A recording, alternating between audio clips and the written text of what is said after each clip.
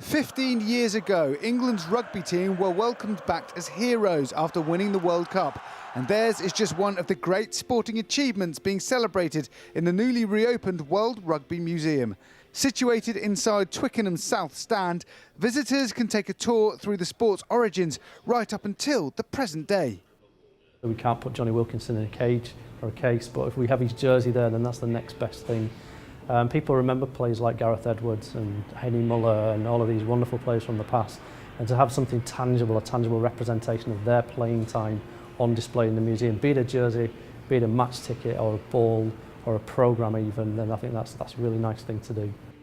The pursuit of this, the Six Nations Trophy, will take centre stage this weekend when the 2018 tournament gets underway. It's just one of more than 1,500 items currently on display at the reopened World Rugby Museum here at Twickenham. And here's another one just over here, the ball that Johnny Wilkinson kicked to win the World Cup for England back in 2003 against Australia. But it's not just iconic moments on the pitch that this museum has taken care of. They've also been telling some other great rugby stories. We've got a jersey from the first All Blacks team to visit the United Kingdom. We've got the oldest international football jersey in the world, which was a rugby match in 1871. We do have a mounted Springbok head that was presented to London Counties in 1951 when they defeated one of the best ever touring sides from South Africa at that time at Twickenham, and that's in one of our galleries around the corner. Iconic moments, famous memorabilia, and the evolution of the women's game are all on display, each with their own stories to tell. Pride of place in the museum is also the world's oldest sporting trophy, the original Calcutta Cup, which will once again be up for grabs when Scotland play England later this month.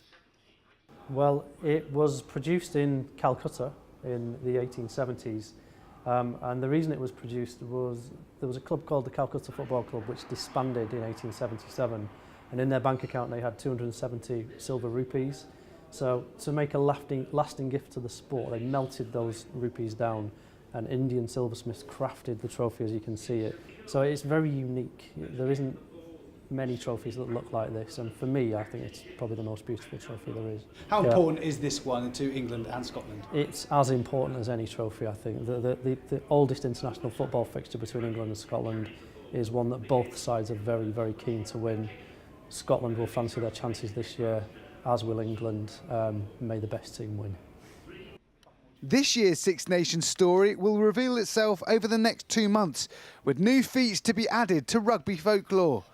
The World Rugby Museum explores in detail rugby's past and present, but also looks to the future.